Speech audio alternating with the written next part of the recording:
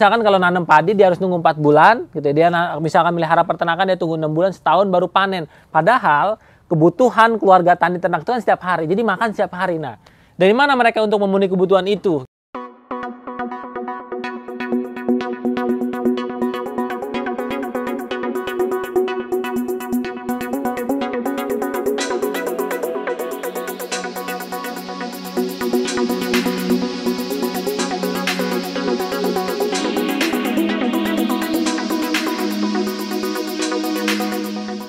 Halo Sobat Muda, dimanapun berada. Assalamualaikum warahmatullahi wabarakatuh. Perkenalkan, nama saya Nur Agis Aulia, biasa dipanggil Agis, atau saya lebih dikenal disebut sebagai Juragan Kambing. Asal saya dari Serang, Banten. Ya, jadi saya lahir di Serang, kemudian besar di Serang, dan sempat melanjutkan pendidikan di Yogyakarta, nggak lulus, kemudian sempat mampir di Jakarta lagi gitu kan. Kemudian saya memutuskan untuk resign dan akhirnya pulang ke kampung saya gitu ya, di Serang, Banten. Nah, kenapa saya pulang ke kampung saya di Serang, Banten? Karena waktu itu saya melihat ada sebuah kondisi di mana desa itu tingkat pengangguran dan kemiskinannya itu sangat tinggi begitu ya. Di awal-awal kemudian saya melakukan riset kecil-kecilan kenapa di desa tingkat pengangguran dan kemiskinan tinggi. Saya tuh menemukan beberapa hipotesa. Yang pertama, karena minimnya inovasi dan teknologi. Ternyata itu salah besar. Jadi inovasi teknologi itu banyak banget diciptakan, dilahirkan oleh lembaga kampus, lembaga riset. Hanya saja memang dalam pengoptimalisasian aplikasi di lapangan ini belum optimum begitu. Kemudian yang kedua, saya kira tingkat pengangguran dan kemiskinan di desa itu tinggi dikarenakan minimnya pendanaan gitu untuk bangun desa. Ternyata ini juga salah juga setelah saya mendalami. Karena banyak sekali sumber-sumber dana baik di tingkat kabupaten, provinsi maupun di pusat ada dana desa ataupun dana-dana CSR begitu yang memang fokus untuk concernnya dalam bangun desa. Jadi banyak banget. Nah, akhirnya apa? Akhirnya desa tidak maju, dalam artian desa itu tingkat pengangguran dan kemiskinan itu bukan karena minim dana sebenarnya. Nah, akhirnya kemudian setelah saya menjalani kehidupan di desa, saya menemukan bahwasanya kenapa kemudian di desa itu tingkat pengangguran dan kemiskinannya itu besar, dikarenakan memang potensi terbesar di desa itu belum teroptimalkan secara maksimal. Nah, kenapa belum teroptimalkan secara maksimal? Tadi ya, bukan karena minim inovasi, bukan karena minim dana, ternyata minim orang-orang terbaiknya yang ada di desa.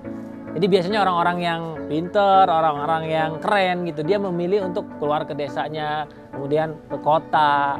Nah, untuk ya tadi mengadu nasib dan segala macamnya. Padahal di desa itu banyak potensinya. Nah, akhirnya kemudian saya betul-betul concern bagaimana kemudian saya beraktivitas di desa. Dan yang paling penting adalah mengoptimalkan potensi yang ada di desa dengan goalnya waktu itu ya di 2013 adalah penurunan pengangguran dan kemiskinan yang ada di desa gitu. Dengan apa? Dengan pengoptimalisasian potensi terbesar di desa yaitu tani dan ternak. Nah, maka kemudian saya dulu bersama dengan teman-teman itu mendirikan Jawara Farm begitu. Jadi saya mulai bertani. Ternyata memang dalam proses perjalanannya menjalani usaha tani itu memang gampang-gampang susah begitu. Jadi secara kasat mata ataupun kita melihat di literatur kayaknya mudah teman-teman semua. Tapi ternyata setelah saya jalani itu nggak mudah gitu. Jadi usaha tani ternak itu ternyata memang tantangannya banyak. Makanya di awal-awal saya dulu pernah juga mengalami kegagalan, ditipu, kemudian hewannya mati, kemudian tanamannya juga tidak berkembang, kena hama, macam-macam lah. Ternyata memang luar biasa begitu tantangannya. Tapi dari situ saya mulai belajar gitu ya, bagaimana kemudian tantangan-tantangan itu harus kemudian saya carikan solusinya.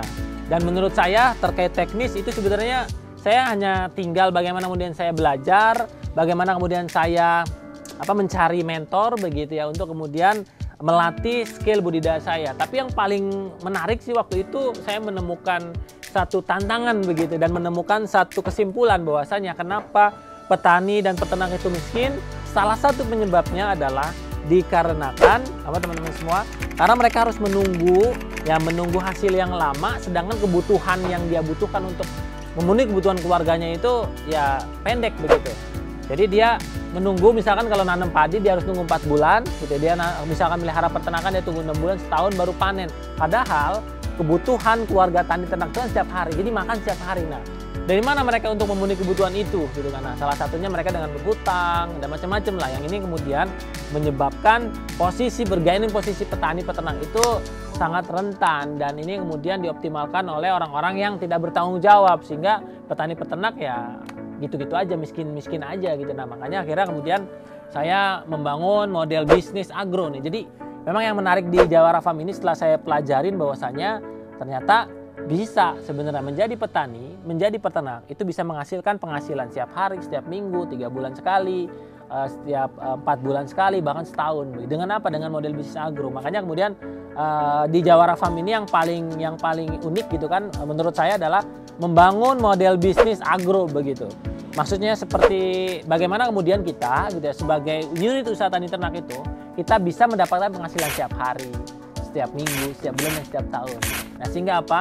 Sehingga kebutuhan harian kita bisa terpenuhi, kebutuhan bulanan kita terpenuhi, dan kebutuhan tahunan kita juga terpenuhi. Nah, makanya konsep pemberdayaan masyarakat kita adalah pemberdayaan keluarga, petani, dan peternak begitu. Jadi kita libatkan secara keseluruhan antara petani, peternak, anaknya gitu kan. Nah, kemudian keluarganya gitu. Nah, ini yang kemudian kita kembangkan, dan alhamdulillah model bisnis agro ini diapresiasi waktu itu sama Pak Presiden begitu ya, Pak Jokowi. Saya menjadi teladan nasional, kemudian diundang di Istana Negara. Nah, dan diapresiasi, dan ini menjadi motivasi katanya bagaimana kemudian petani peternak itu yang mungkin banyak orang menganggap bahwasannya ini profesi yang tidak menjanjikan masa depan. Profesi yang tidak bisa membuat orang menjadi orang kaya gitu. Nah, ternyata kalau kemudian kita tahu ilmunya, kemudian kita bangun manajemen dengan baik gitu kan, kemudian kita jalani dengan fokus dan serius, saya kira ini bisa gitu kan, bisa menjadi orang-orang yang sukses, orang yang punya penghasilan begitu. Nah, akhirnya apa teman-teman semua?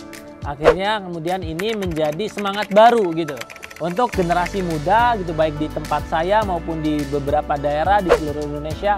Ternyata menjadi petani peternak itu menjanjikan kesuksesan dunia dan akhirat begitu. Dengan apa?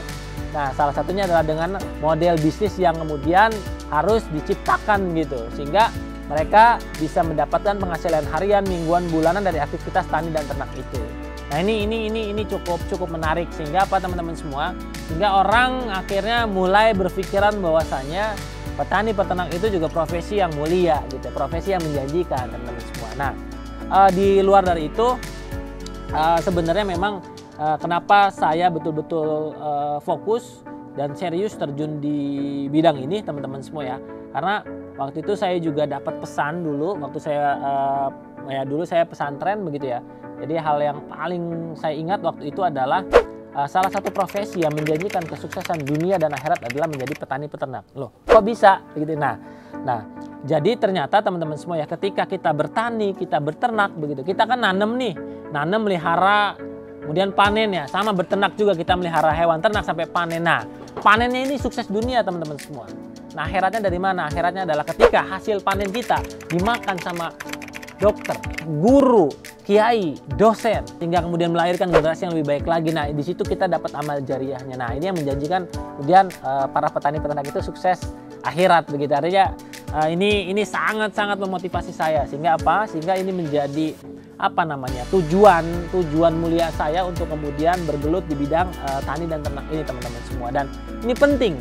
Ya, ini penting ketika teman-teman menginginkan bergelut menjadi seorang pengusaha di bidang agro lah begitu. Jadi harus ada tujuan mulianya, dan yang paling penting selain tujuan mulia kita juga punya tujuan bisnis ya teman-teman semuanya. Karena mau tidak mau kalau kita ingin berkelanjutan ya berarti harus bisnis ini bisa potensial, artinya memang skala bisnisnya memang mantap gitu ya, peluang kedepannya mantap, sehingga ini menjadi peluang gitu untuk kemudian bisnis ini bisa berjalan secara kontinu teman-teman semua. Nah, dari beberapa yang kemudian saya lakukan, jadi Jawara Farm ini alhamdulillah ya dari 2013 ya sampai hari ini berarti sudah hampir 9 tahun begitu ya. Kemudian kita konsisten gitu ya, istiqomah bergerak gitu ya untuk bagaimana mengoptimalkan potensi yang ada di desa melalui tadi optimalisasi sektor agro, tani dan ternak.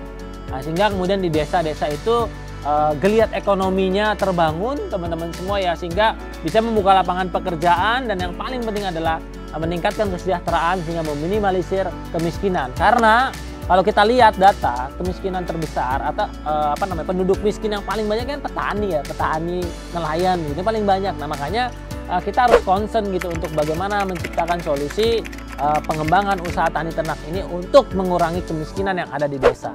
Oke, sobat muda, jadi di Jawar Farm ini ya memang ada beberapa aktivitas teman-teman semua. Jelas kita punya aktivitas budidaya ya, baik itu penggemukan atau breeding, perkembangbiakan domba, kambing, kemudian ada pengemukan sapi, kemudian ada kambing perah. Nah ini dari tataran budidaya teman-teman semua. Kemudian kita juga masuk ke aktivitas trading. Nah, jadi kita membantu para petani peternak untuk kemudian memasarkan produk pertanian dan peternakannya.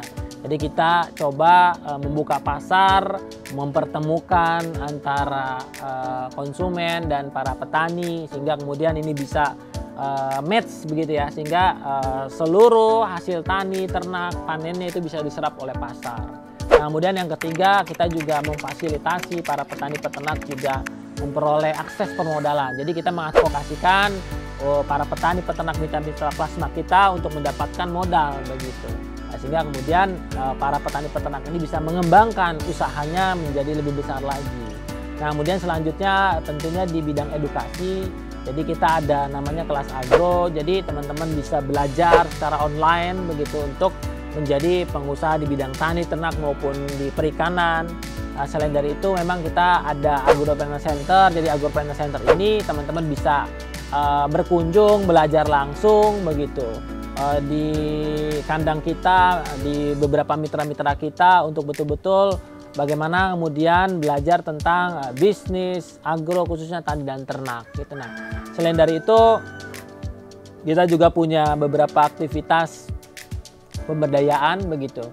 Artinya kita coba mengembangkan, mendorong adanya koperasi ternak gitu, kemudian mendukung kelompok-kelompok tani gitu kan, baik dari hal manajerialnya, sehingga ini kemudian menjadi menjadi sarana gitu untuk mengembangkan seluruh potensi bisnis petani peternak dengan konsep kebersamaan dan pemberdayaan. Nah itu, dan alhamdulillah sekarang kita punya beberapa mitra ada di 3 provinsi ya. Jelas yang pertama ada di Banten, kemudian ada di Bogor, di Jawa Barat, dan di Jawa Tengah ya. Kalau di Banten khususnya di daerah Waringin Kurung, di daerah Baros.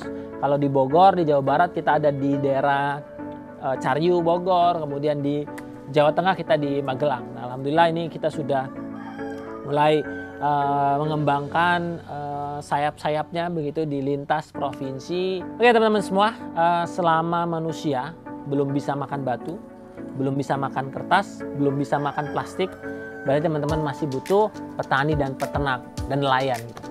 Karena teman-teman masih butuh hasil-hasil produksi tani, ternak, nelayan untuk dikonsumsi untuk manusianya. Dan yang paling penting sebenarnya teman-teman semua ya, ketika kita memakmurkan bumi begitu ya, jadi ketika kita bertani berternak bukan hanya bisa membantu menyediakan pangan untuk manusia, tapi untuk makhluk-makhluk lainnya. Makanya ini semoga ini bisa menjadi amal jariah teman-teman semua. Dan terakhir yang paling penting adalah desa merupakan masa depan Indonesia. Jadi negara yang kuat harus ditopang dengan desa yang kuat.